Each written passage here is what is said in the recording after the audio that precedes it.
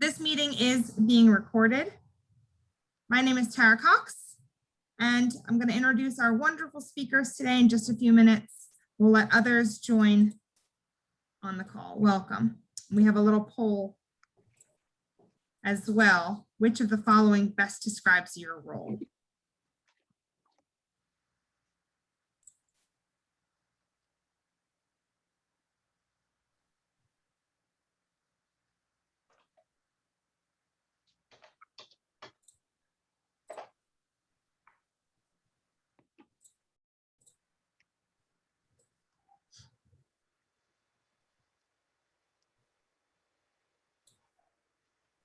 So as you see, everybody is muted, but the video is off for the moment, which is great. If you wouldn't mind turning your videos off and muting for the time being, we'll have some chance to chat live at the end of the session if you want to ask your questions live. Oh, let me make sure that I also start the live transcription here. All right.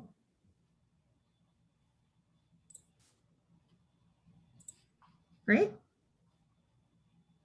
I hope everyone sees the live transcription. Perfect. All right. We'll give it one more minute and then I will introduce folks. Introduce yourselves in the chat. We'd love to know more about your program, where you're from, who is in the room joining us, and there is a poll as well. All right, let's take a look and see who is joining us. So we have a mix of informal educators, after-school educators, and community program managers and staff, and a professor or university staff and other. Wonderful. All right. I'm going to turn it over now to Karen Peterson of the National Girls Collaborative Project. Welcome, Karen. Thanks, Tara. Thanks so much. So first, I'm going to provide just some sort of general overview information about the National Girls Collaborative Project. I'm really excited about this webinar.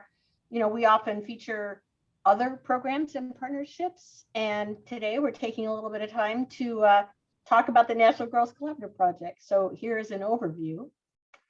This is our vision. And the vision of the National Girls Collaborative Project is to bring together organizations committed to encouraging girls to pursue careers in science, technology, engineering, mathematics, and computer science. And the photos you see here are just one example of how we facilitate discussion among stakeholders by offering structured networking activities at every NGCP and local collaborative event. And this is what we call collaboration networking. During collaboration networking, dynamic discussions between individuals matching needs and resources can highlight ways for organizations to work together to impact the youth they are serving. Next slide, please. We all know there's a diversity of high quality resources available, and many of you, probably most of you, have little time to search for the strategies and content to improve your programs. NGCP helps you address this need via our website, our newsletters, online databases, social media, and webinars just like this one. From the beginning, NGCP has worked to connect research to practice and to strengthen the field as we see new research and thought leaders. We distribute these resources in an accessible format via train-the-trainer programs, partnerships, and online platforms. And we know that when programs are stronger and more sustainable, girls are better served.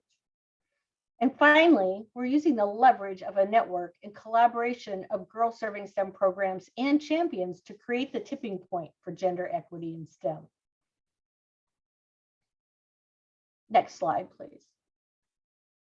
So the National Girls Collaborative Project engages in a number of activities virtually, nationally, and locally through our state-based collaborative leadership teams.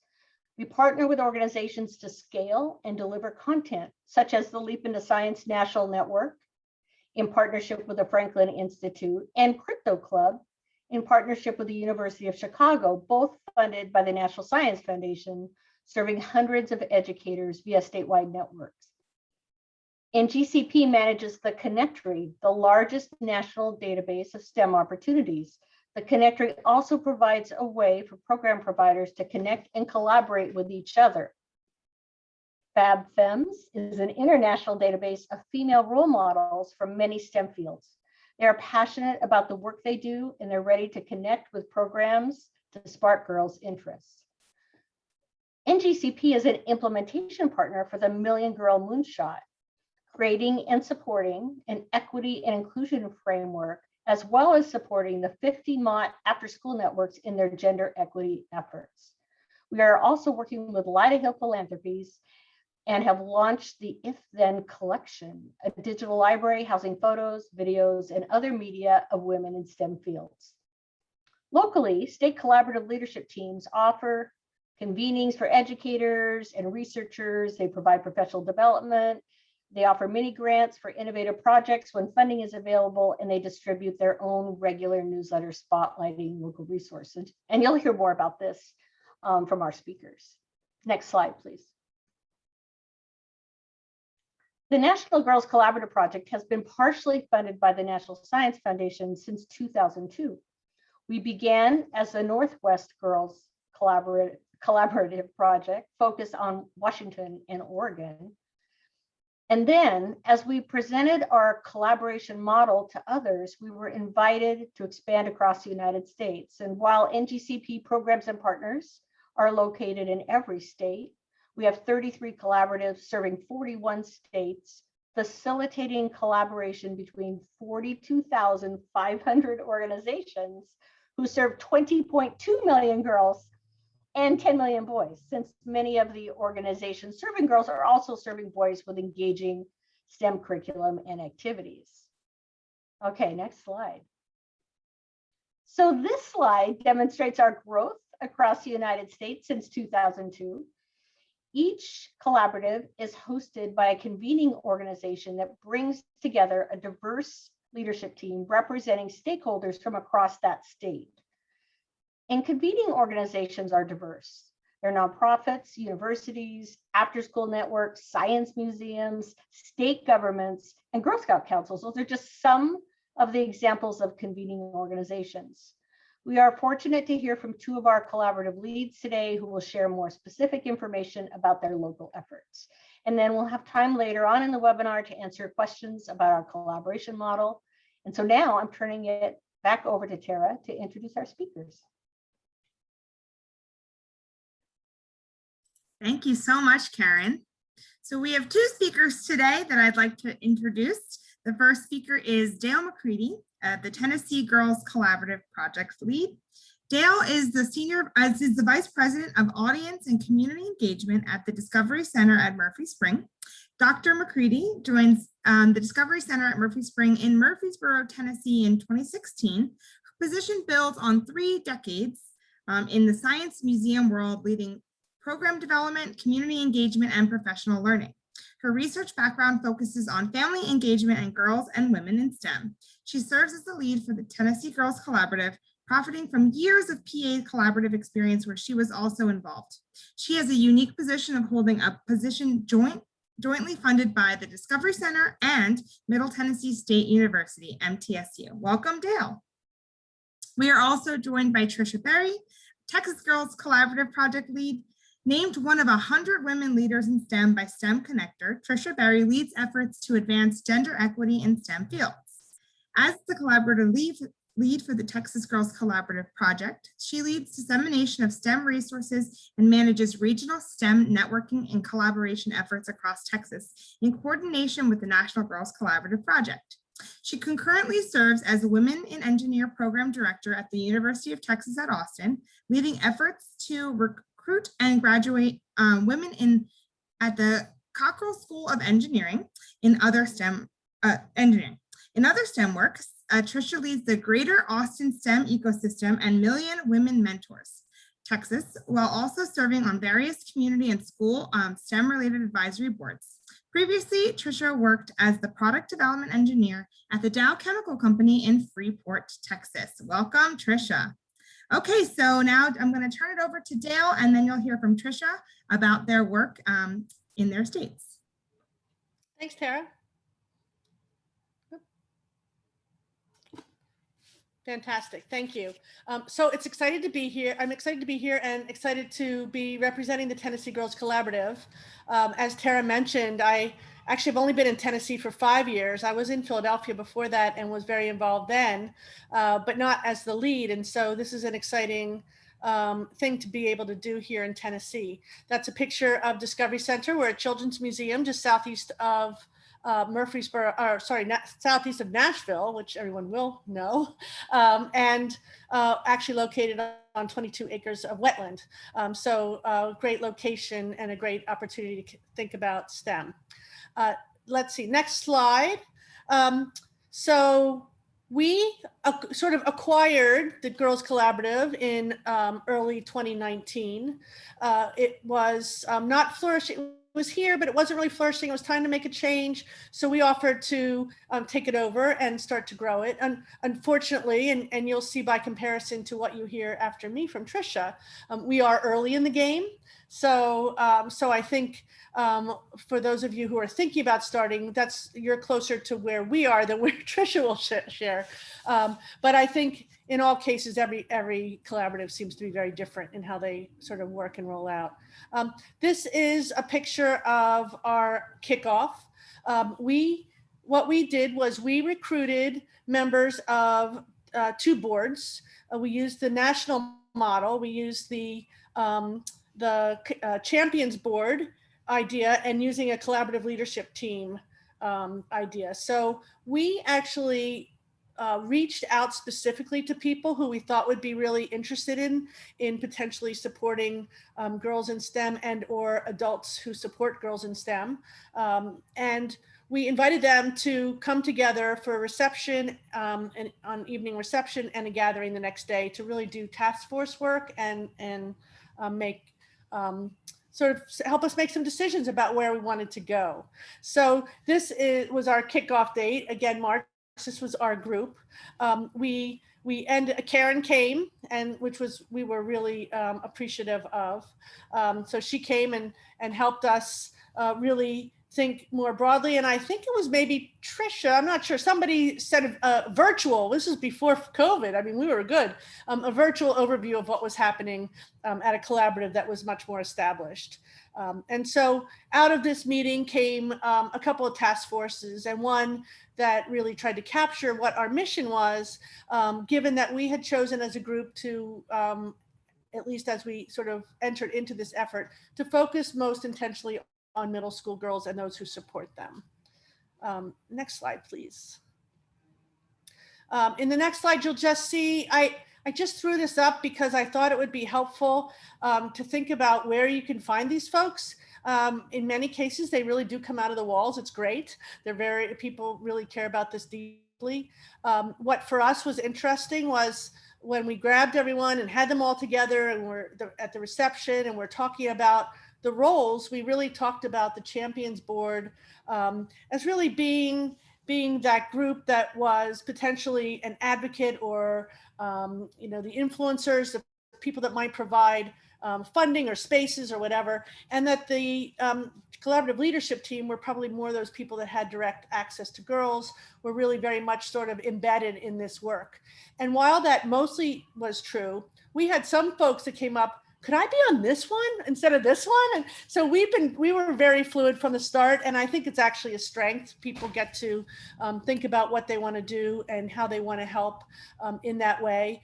And in fact, I have to admit that because COVID came not too long after, we so far have really treated them all as one big board.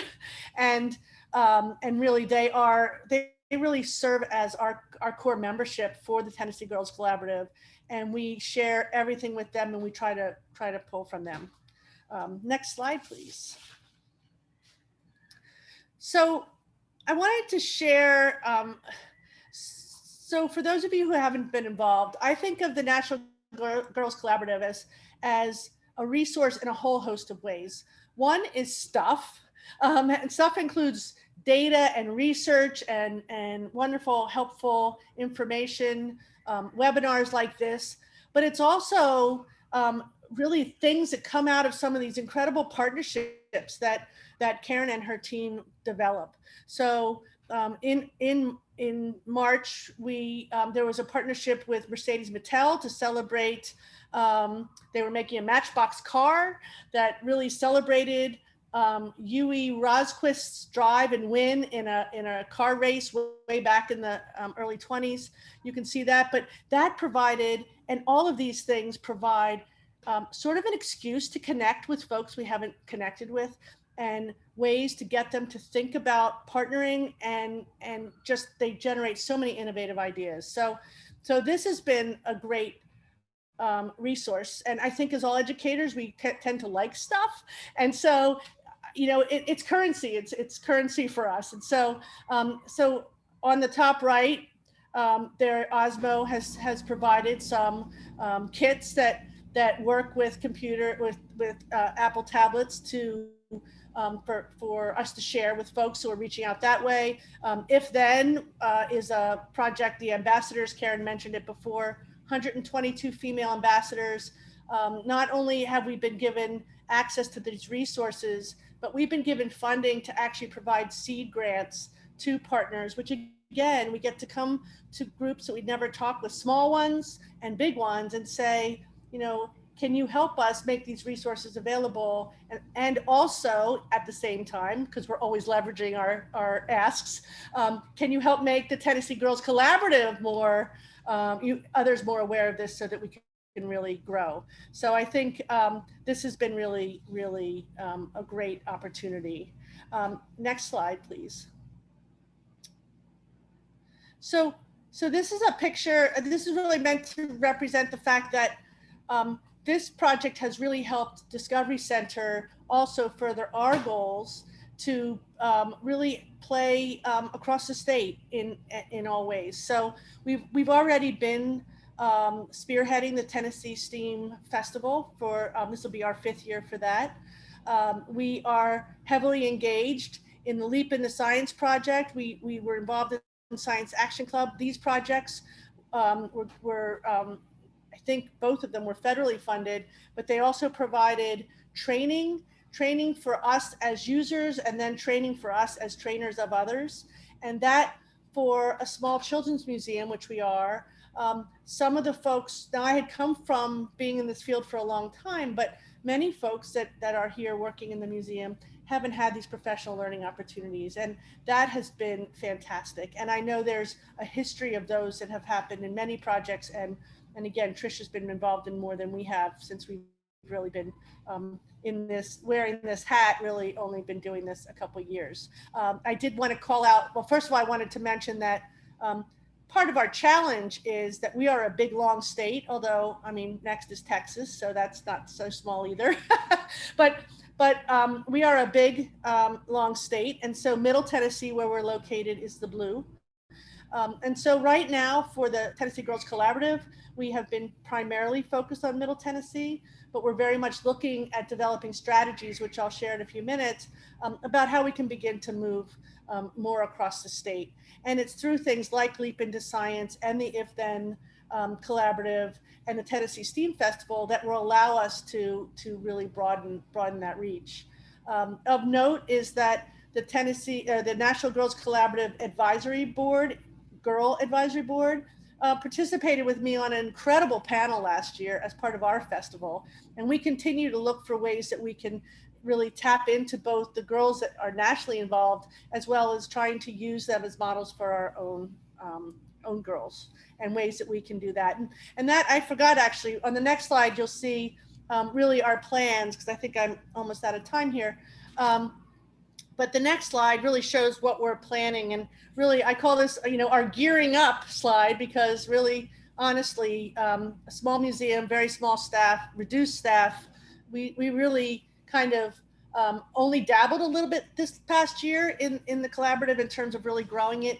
But again, because of these resources that the National has been sort of making available to us, and because of the newsletters and the expectation we do those things, we've been able to maintain contact, we haven't been as active as we wanted to be. So this is sort of our plans for 2021. And what I should say first is we did get funding from the Association of Science and Technology Centers also related to the if then, ambassadors. And that was for museums to focus more internally on highlighting women in STEM and those careers. And so we are in the process of doing an exhibit, a game, and we've posted these posters out in our parking lot so that people really begin to, think about what's that a picture of? What are they doing? And really the caption really is, this is what a scientist looks like, right? So that's been really helpful. So for the coming year, part of that grant was to have an opening reception of our exhibit, to give out posters, and to invite our whole group of collaborative and champions board members together with us, and sort of encourage them to help us think again about how we can really get started again and get going. That should actually not say October seed grants. We have seed grants we're giving out now. NGCP was kind enough to let us extend the date a little bit so that we could include the festival. Our science festival is towards the end of October. And this again, we're leveraging everything at one time. We have to promote for the grant the if then resources. That's the top priority. The second is to promote the Tennessee Girls Collaborative. And then we're going to try and get some of that involvement happening in the festival so that we can really also at the same time, juggle 3 balls at once. It's a challenge, but something we all have to be a little bit strategic about. I'm going to be meeting with board members, enhancing social media, looking at ways to basically leverage all these partnerships statewide. So we have a busy year ahead of us, but we're excited to be really thinking about this now and be able to do a lot of that work in person again. Thank you so much, Dale. Okay, I'm going to turn it over to Tricia now to tell you about what's happening in Texas. Fabulous, thank you. Well, it's nice to follow on from what Dale talked about, because she set the stage very nicely for what we're doing in Texas and how we've progressed over the time that we have been involved. I will also just say that, this past year was so crazy that we kind of took a step back as well and didn't really do as much as we normally would. I really tried to go back to some of the core things that we have been involved in, some of the core communications and strategies that we typically do in a normal year, but things definitely dropped off as well. So we're looking forward to this next year, trying to ramp some things back up. So next slide, please. Let me tell you a little bit about our origin story. So we were one of those first cohorts that you saw mentioned in Karen's slides about the history of the National Girls Collaborative Project. We were founded back in 2007, so we've been around for a while. And we came upon the heels of the Southwest Girls Collaborative Project that was operating basically at the same time as the Northwest Girls Collaborative Project was happening, and trying to think about how it was going to grow and expand. When the Southwest Girls Collaborative Project retired and we were invited to come into the National Girls Collaborative Project, no offense to the other states that were a part of the Southwest Girls Collaborative Project, which I think at that time included New Mexico, Oklahoma, Arkansas, and Louisiana. I felt like Texas was plenty big. And so if we could just focus in on Texas and try to figure it out, or at least attempt to figure it out, then that would probably be a good direction. So that was how the Texas Girls Collaborative Project was founded. We started, just like what you heard Dale talking about, we started with a leadership team and a champions board. Because Texas is so big, we wanted to extend that leadership and do a little bit of deeper reach into parts across the state where we had interest and organizations that were jumping in, asking questions, getting involved in some of the things that we were doing. So we started this regional leadership model, and you can see that we have regional leadership teams that are spread across the state, but you can also see we have a lot of the state that is not necessarily covered by these regional leadership teams. So that's something, of course, on our goals to try to make sure that we have coverage in all of the places across the state. We do have champions board members that are scattered all about, so they help us get that deeper reach within the different parts of the state. And some regional leadership teams are a little more active than others. Our core team in Austin that we call our leadership team, or our regional team here in Austin, is definitely pretty active. But part of that's because that's where I'm also located. So it's a little easier to drive things at home than it is to drive things 10 hours away in El Paso, for example. But that's our structure, and that's where we sit, and how we try to navigate across the state of Texas and make sure that we're reaching all parts. The next slide, please. You saw Dale share a great list of all the types of organizations that are involved in the collaborative, and it looks very similar in the state of Texas. We have lots of different things that we partner with organizations on, and these are just some pictures of that. You heard Karen mention waterbotics, so those bottom two pictures are from our waterbotics efforts, where we actually engaged with a couple different nonprofits who had people get trained on the curriculum and then helped us train others. We also partnered with National Instruments, which is local to Austin, to host us, as well as some schools and other partners in the state who would let us come in and bring our pool and set up on their facility to be able to host those trainings and disseminate that curriculum around the state. We partner with the STEM ecosystems in our state and make sure that our Girls Collaborative projects, where we have those ecosystems, are plugging into those ecosystem efforts, the STEM ecosystems. Girl Start's been a big partner since the get-go, and they always let our Texas Girls Collaborative Project banner be a part of one of their booths at a local, at a statewide STEM conference for science teachers. So we partner in ways that help us not have to pay for a booth ourselves, but have that presence in those spaces. And again, trying to get the word out and be across the state in lots of different ways that we can. Next slide, please. We communicate a lot. That seems to be one of the best things that I feel like we do. We have a monthly newsletter that goes out, and there's an example here from in the early COVID days when everyone's stuff went online for free and there were amazing resources galore. We tried to compile those and make sense of all of that free stuff that was coming out so that we could share it out with our broader community. We try to stay active on social media best we can. We also have regional Google groups that we created. So across the state, kind of mirroring those different places we have regional leadership teams, we have Google groups, which are listservs that anybody can push out information on and share information on. And those have been a great way to build community, to share resources in regions across the state. Some people are on, I'm on all of them, so I send stuff out to all regions, but it lets you also target things locally if there's something that's particular to at one group. We also have our website, of course, and we do webinars periodically. We were doing them monthly, and that kind of all fell off in the midst of COVID, but trying to do webinars periodically is to, again, spread the word about all the great things going on in our state and sharing that curriculum widely. Next slide, please. So curriculum, Dale gave you lots of great visuals of a variety of the things that come to us as part of the collaborative and things that we get to share out. And so this is a list of curriculum that we've been able to bring into our state, train people on, and then disseminate out more broadly to formal educators, informal educators, parents, whoever wants to come and join in the fun to learn all these great things about how to engage girls in particular around STEM. So that I feel has been such an integral part of our collaborative and really transformative in a number of ways to our different programs that have been involved in this girl serving programming in our state. Next slide, please. You also heard mentioned that the Million Women Mentors movement. And so we are the lead within the state of Texas for Million Women Mentors, using that network that we already have with the Texas Girls Collaborative Project to bring that into our state and also disseminate.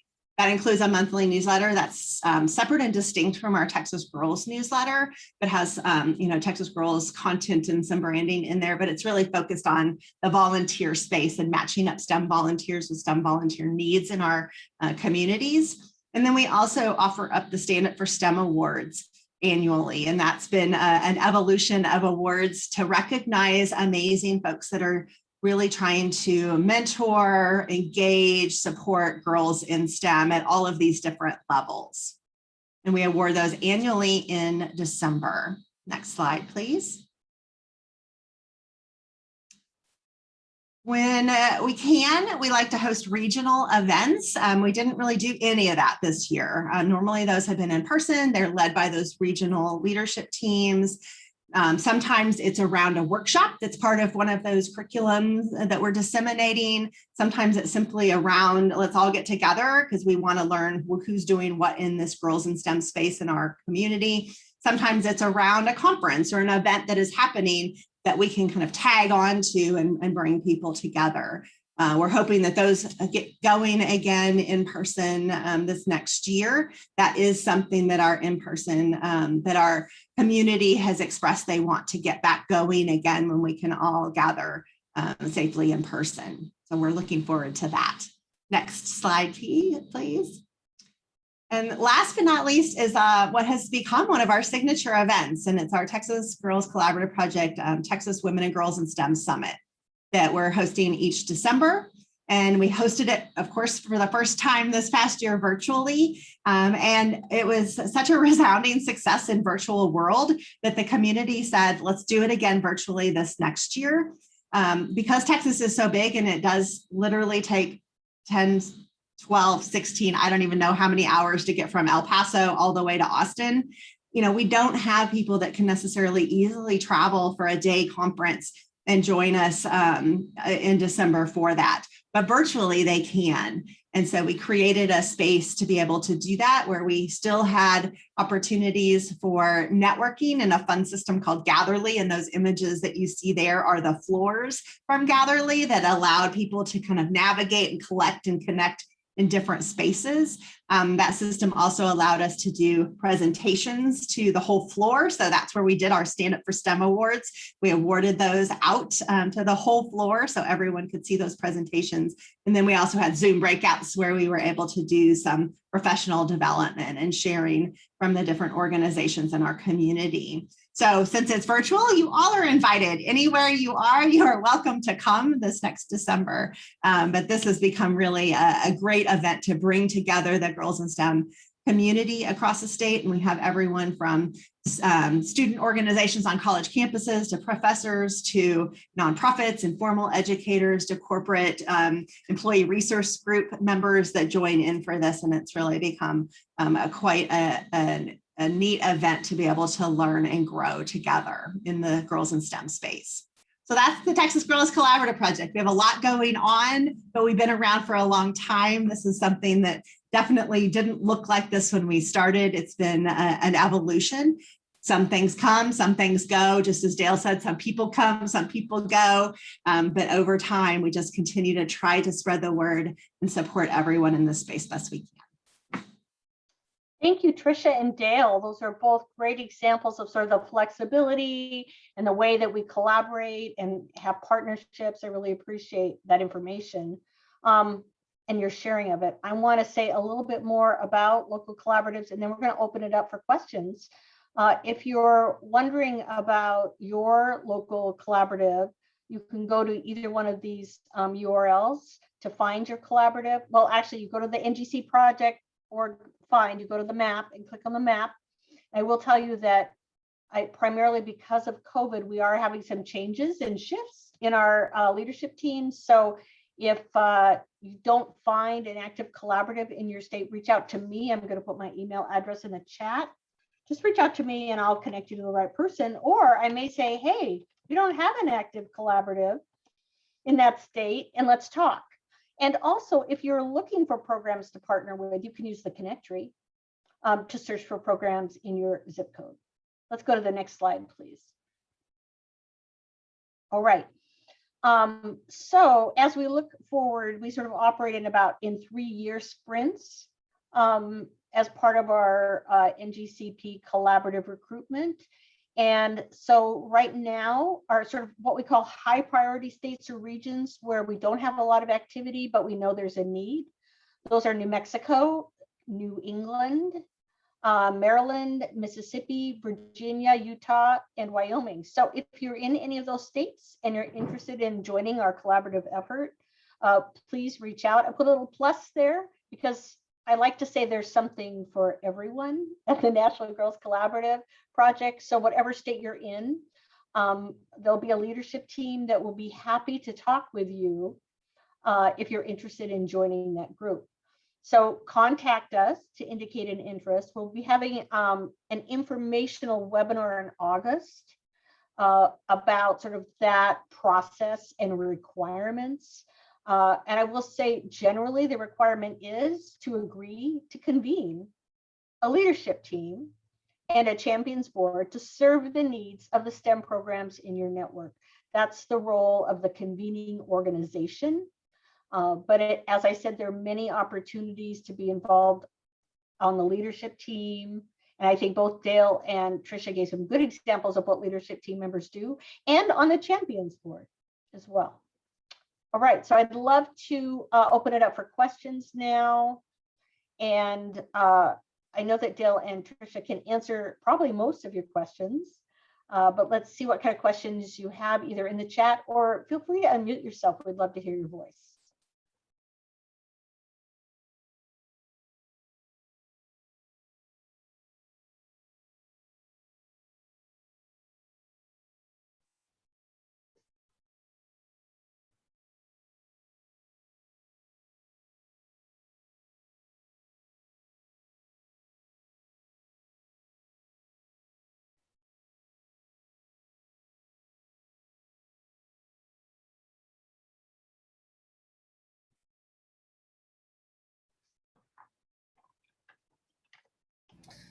I'll jump in with a question. Okay. Go for it. Because we're still learning, right? Yes. And my question's for Tricia, and I'm wondering, some of these projects come with funding, some of these projects, you know, we get that, but have you, and if so, how have you raised funds specifically for your collaborative? Because you've been going a long time and you have a lot of stuff going on.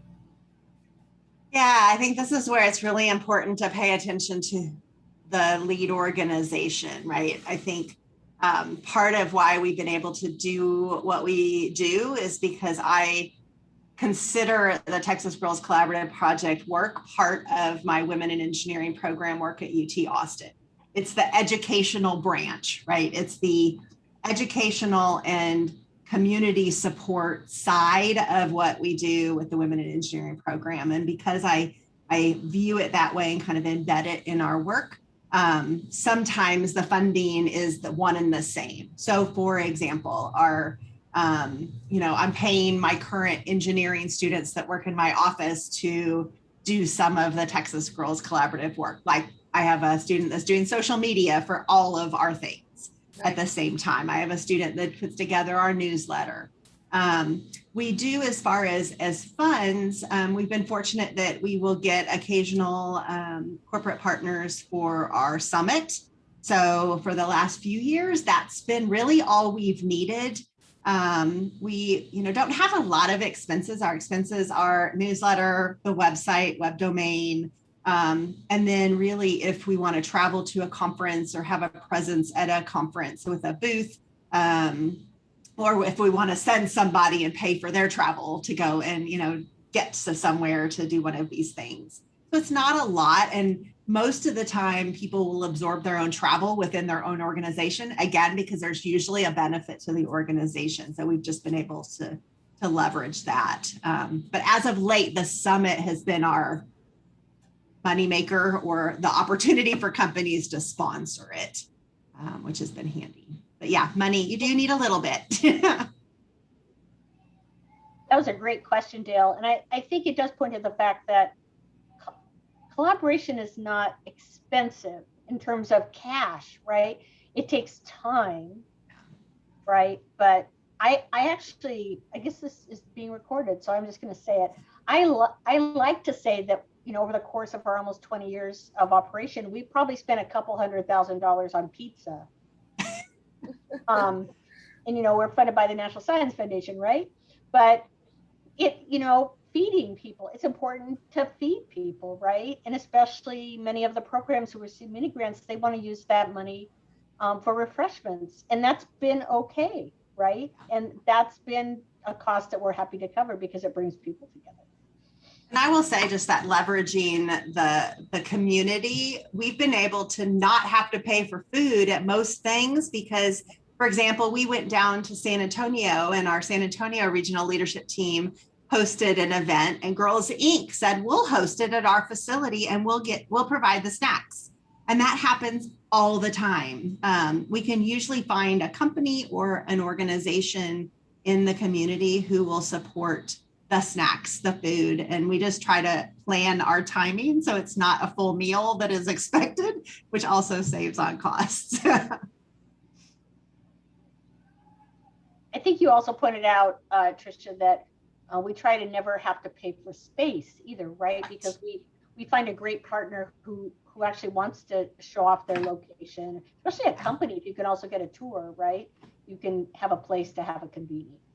And that's oftentimes a draw that pulls in participation, because a lot of times people are like, I want to go because I want to see that space.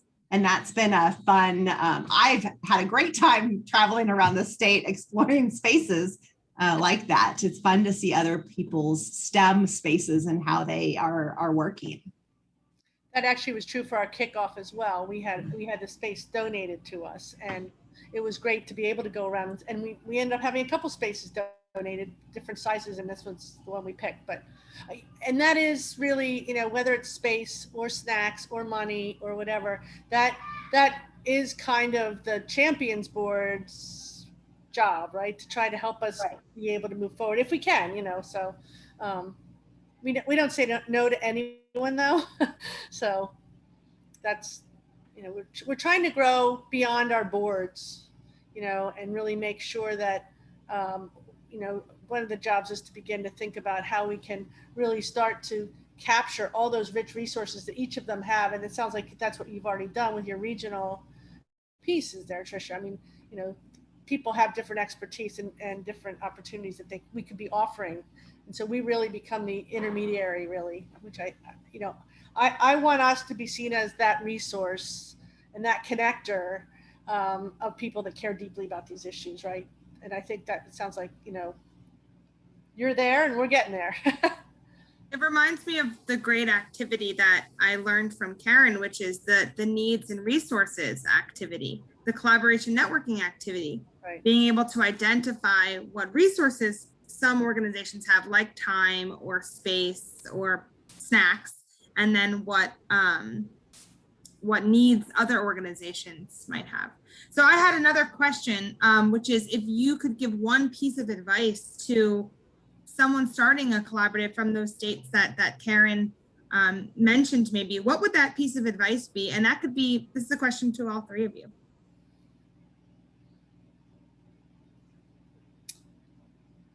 One piece of advice: don't try to start during the pandemic. We had momentum, we lost our momentum, honestly. So now I'm restarting momentum, and some of those people are gone. Some, there's new people out there. And so it's not starting over by any means, but it is trying to stir up momentum again. And so I do think, I guess the biggest, forgetting about the 2020 issues, I think finding ways to continue and all these resources that Karen keeps bringing to us help. Keep coming at people with stuff, with offers, with questions, with requests, with offers of helping, letting them tell us what we can do for them so that they stay engaged and share that a little more broadly. That would be my thought right now. I think what I'll say is to, typically it's a volunteer-led effort. It is like any volunteer-led effort, you're going to have enthusiastic volunteers that go above and beyond and make things happen. And then you're going to have others who want to be attached to it because of the name and they can put it on their resume. And you have others that their whole heart is in it, but they just don't have the capacity to participate in a meaningful way. And I think what I've learned over the years is that you just have to let things go, which is hard when I want to get things done. But sometimes, like this year, I finally just shot an email out to our whole team, all of our leadership team members and regional folks and champions board. And I'm like, I just can't do it. I was like, I need to just take a moment and I need to just take a break, and we will reconvene and start things going back up in July. So I have not even hardly communicated out to my whole team across the state and done much of anything Texas Girls Collaborative project wise for the last few months. And that's just okay. And, we'll get back going, and we may have, one region that does something this next year, even though in my goals, I'm going to say everybody's going to do something. We may have one, and we'll call that a success. And so I think, sometimes it's just resetting your expectations, knowing that everyone's doing all that they can, and really just, making the most of what we can do with what we have, using those networks, using those connections, but knowing we're just never going to get it all done. There's always more to do, and being okay with moving the needle the little bit that we are. I'm glad you said that, Tricia, because that's actually really core to NGCP, even outside of pandemic times, right? And often with new leadership team members, maybe they don't work on something for a few weeks, and then we call it collaborative guilt.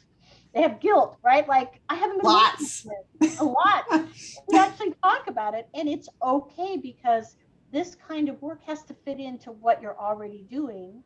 And it's not something that you necessarily work on every day. It has to, you find the strategic time to work on it.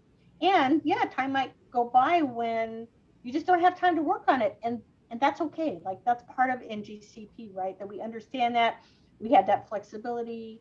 You might think you're going to be able to have a convening event at a specific month, and then as you're starting to plan, it's like, oh, that's not going to work. Or you find a really great sponsor who says, we can't support that in September, but we can in October, right? So that flexibility is really core. And so I think you both had some really great advice for folks.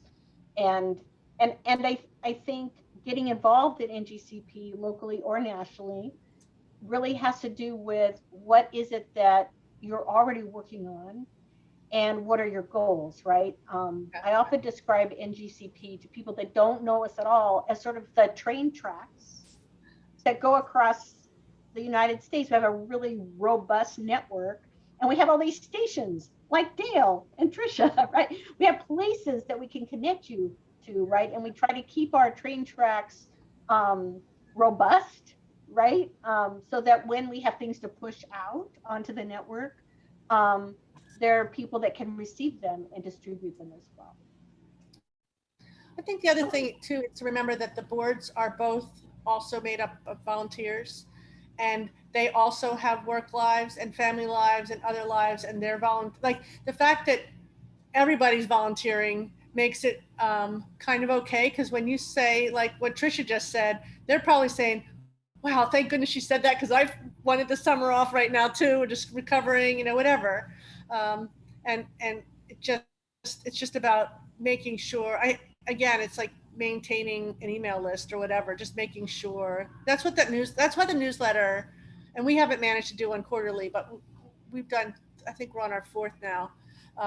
But it's just a way of continuing to celebrate the things we have been able to do and how we're part of it, and be able to remind people that we're on the radar, and get those email bounce backs where you realize, I got to find a new way to find them. Great. Oh, Leslie has a great question. I'm going to read it from the chat, and let's see if Tricia or Dale have any input, and then I can say a little bit more about this. Your resources and programs seem data-driven. Yes, that's true. At the national level, are there any resources available to support local data collection, needs assessment, and to determine what assets our community has, what it needs, what do teachers need, what do students want? Tricia, Dale, and then I can talk a little bit about a process we have to do that. Yeah, I can share a bit. So a lot of our data is participant data, reach data. So for example, we have the data on how many are subscribed to our newsletter and that growth over time, how many are on our social media and that growth over time. Our Google groups, we know how many people are on those and that growth over time. So we track all of that kind of stuff. For events, same kind of deal. We will collect, registration, participation data so we can understand the reach and the gaps, right? Where do we have gaps and who is participating? As far as I would say any sort of impact data beyond that, that's on the wish list. I've gone to some fascinating and fabulous network analysis types of trainings and know of some of those systems that will map out networks and to understand the influence and impact your network has. And it kind of maps all of the connection points, but it's typically very time intensive. And given that we're all volunteers, I just haven't wanted to ask my teams to do that just yet. At some point we will, but we haven't really done that. As far as educators and the community at large, we try to collect some of that feedback around the summit, since that's kind of our biggest pool of people that are participating in something, and we kind of have that captive audience across the state. We do ask questions on our registration form as well as the post survey, trying to collect some of that data as far as what do they feel like they need. And we don't necessarily ask students, since our programs are not reaching students, they're reaching the organizations and they're reaching the educators. We don't do any programming for students. We don't necessarily ask that question. Our assumption is that the folks that we are reaching are hopefully paying attention to those needs within their own programs that then feed into what they need as educators and organizers and programs. And I would say the same. I mean, the nice advantage of most of these national projects that come down are collecting data of some sort, because they have to. So that's a nice way both to get a read on the specific projects, but sometimes that also tells us other things specifically about what's going on, or some of these projects will let us add a survey question or whatever, right? So, I mean, everything we've done has been pretty much project-based or specific. We've had a couple of speakers come in. We've had something like that. We did try and generate a list of needs and resources at our kickoff, recognizing who all was at that meeting. And in preparation for a hoped for but not yet funded grant, not related to this specifically, but I've been collecting a lot of information on asset mapping and how one can do asset mapping in a really big way, very time consuming, but also in some small ways. And as we think about how we tried to work with, there's 92 counties in Tennessee, and 70% of them are rural. Like, as we try to think about how do we understand what's in the counties we want to work with, that's where that'll come in helpful in a helpful way. And of course, in all of these projects, Tennessee Girls Collaborative is on my radar, right?